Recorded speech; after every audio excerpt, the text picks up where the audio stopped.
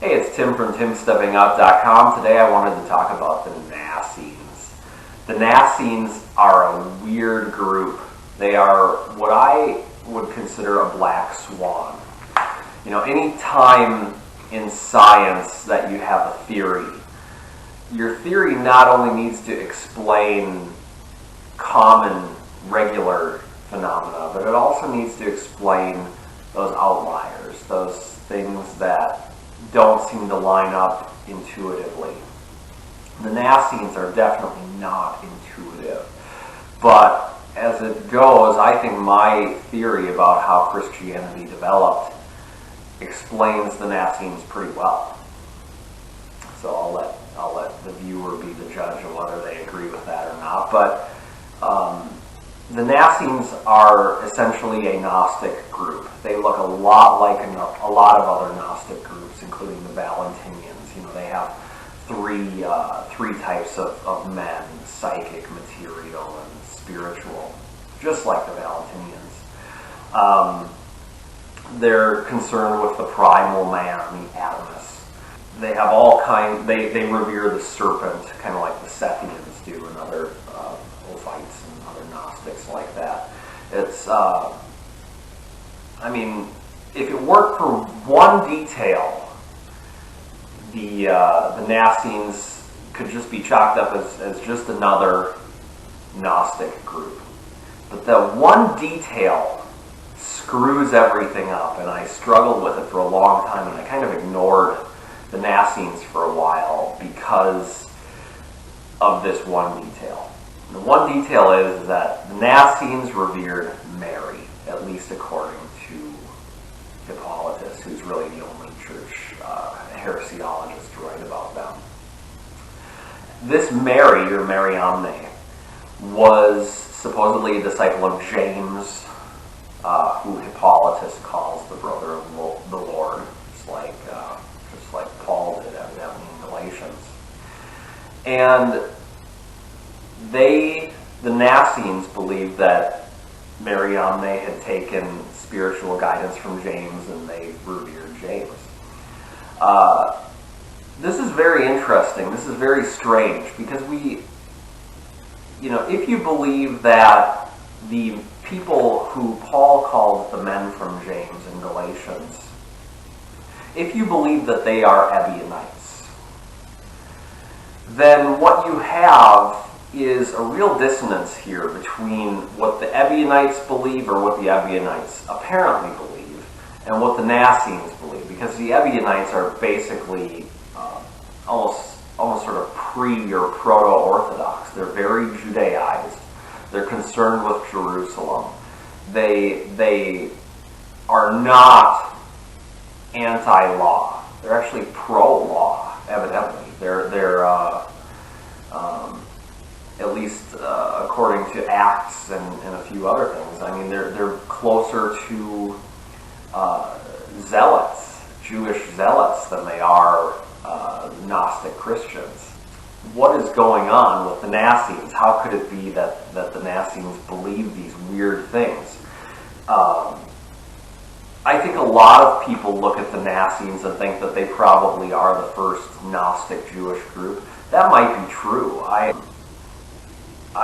don't really have any problems with it, but the reason that other people might want to believe that is because it sort of coincides with the tradition. You know, you've got the tradition anyway is you've got these Jewish sort of alienated proto-Christians who are expelled from Judea, or who are undergoing all kinds of problems as a result of the Jewish-Roman War.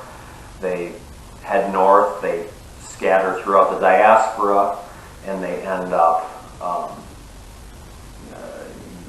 in various places, and it becomes Christianity, the traditional story of Christianity anyway. And that's so neat and clean. I just can't believe that that's what happened. Not least of which because I don't really believe that Jesus Christ existed at all. But at least the gospel Jesus anyway. at least as an individual person. But I think something else is going on. It sort of fits my theory a little bit better anyway, to presume something else is going on. And what I think is going on is that with the Naassenes, we are seeing an inkling of the earliest version of Christianity, which is to say, a real bent for Gnosticism, and something that doesn't look very Jewish at all. The relationship between the Naassenes and James is a critical piece of this puzzle. But what you have to do to see what I'm getting at here is you need to take a step back and you need to take a look at these other groups. There are a lot of groups that have a similar theme, a similar pattern. And this pattern is you have this high-ranking woman who is the chief disciple. You're seeing this. You see this in the Gospel of Mark right away. If you presume that Mark is the first written of the canonical Gospels, which I'm not so sure about. I actually am not opposed to the idea that a proto-John was first, but I'm not going to argue that here. But what you see in the Gospel of Mark is that Jesus' disciples, his chief disciples, abandon him. He's telling Cephas, "Get back, Satan." And Cephas, Peter, rejects him. And what you get is Simon of Cyrene, who is the last disciple, essentially, receiving the Spirit, at least according to the Naassenes. And I suspect that this is the earliest sort of rollout of Jesus, is that the Spirit is absorbed into Jesus at the time of his baptism, and it leaves him prior to his crucifixion, and it goes to Simon of Cyrene, at least according to the Naassenes and probably all of the earliest Mark users. But it's Mary Magdalene. It's the women who are seeing Jesus, and they're told not to tell anybody. This is a critical piece, I think, of the theology. It's why Mary Magdalene and other women are so elevated within Christianity. And I think what you have is various implementations of this motif. Simon the magician has Helen. The Montanists have a couple women. I can never remember their names, but Apelles, the Marcionite, has Philomene, and James has Mary.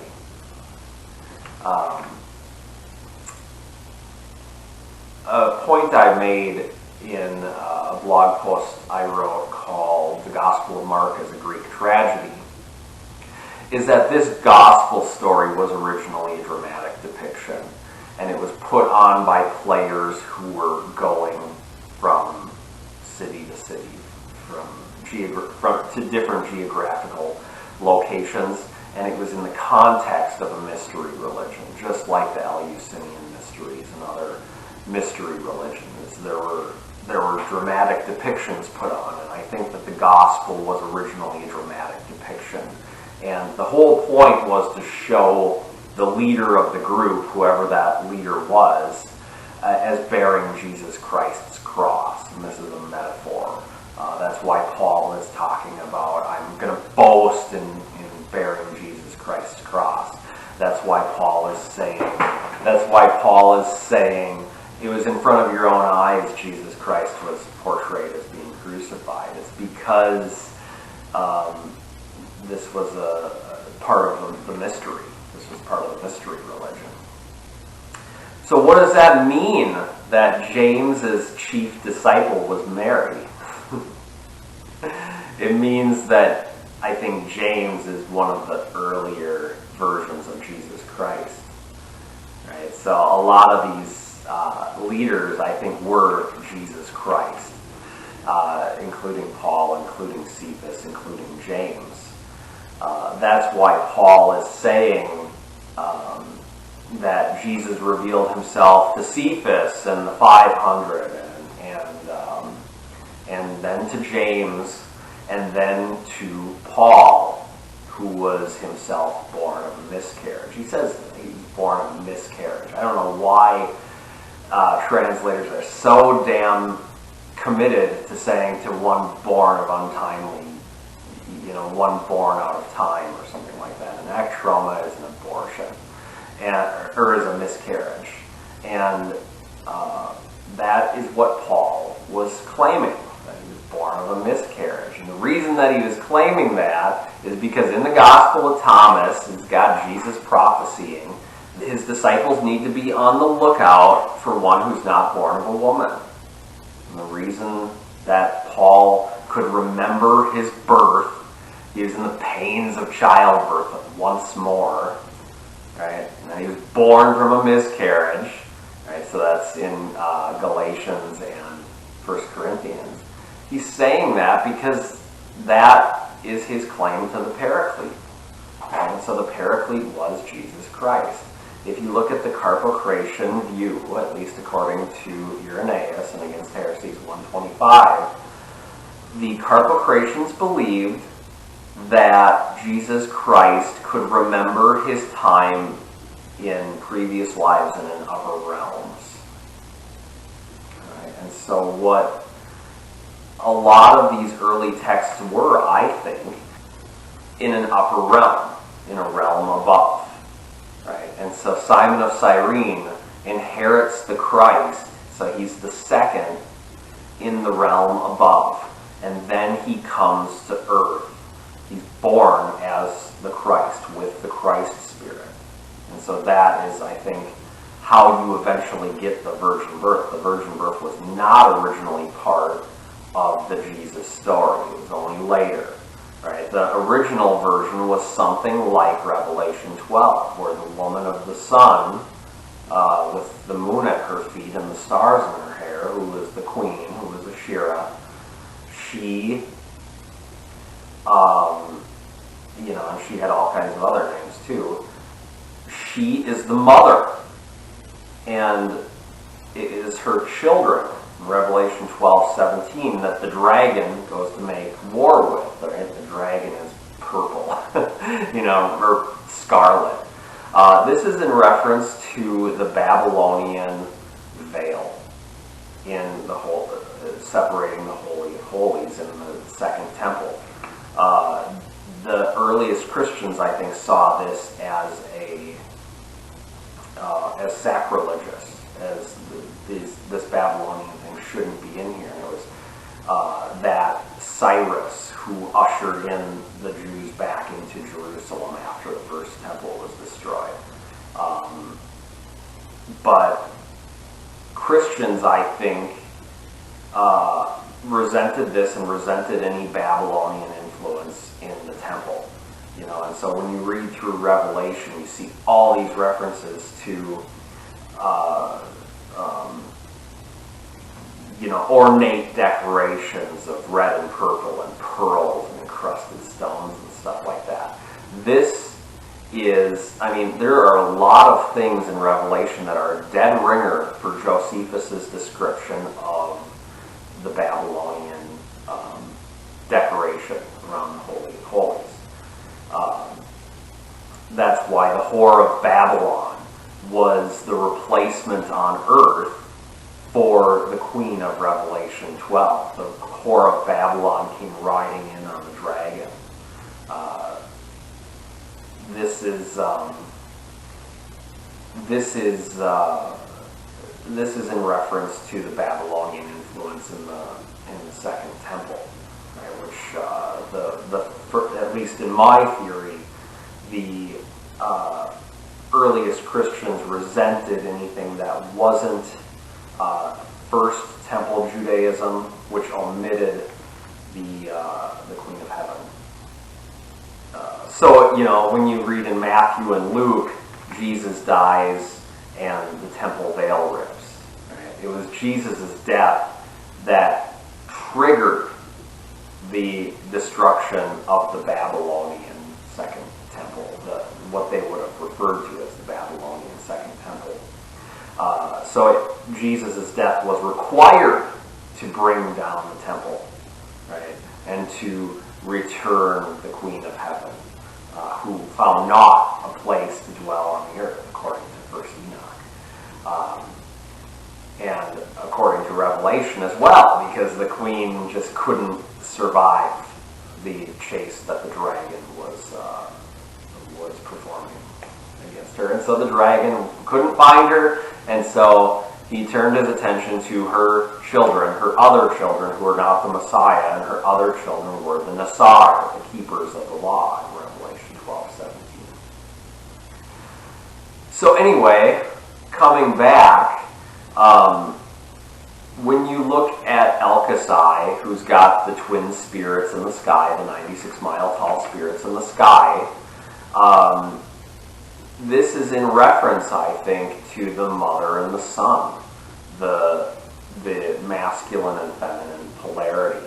And I think you see various versions of this when you get into Gnosticism. You've got Sophia, who gives rise to Yaldabaoth in the material realm, but in some instances of Christianity, of Gnostic Christianity, Sophia gives birth to the Logos herself. I think the Valentinians believed that. But, Sophia is the Queen of Heaven, just in a different culture. So that's why you have this motif of a high-ranking woman. In the Gospel of John,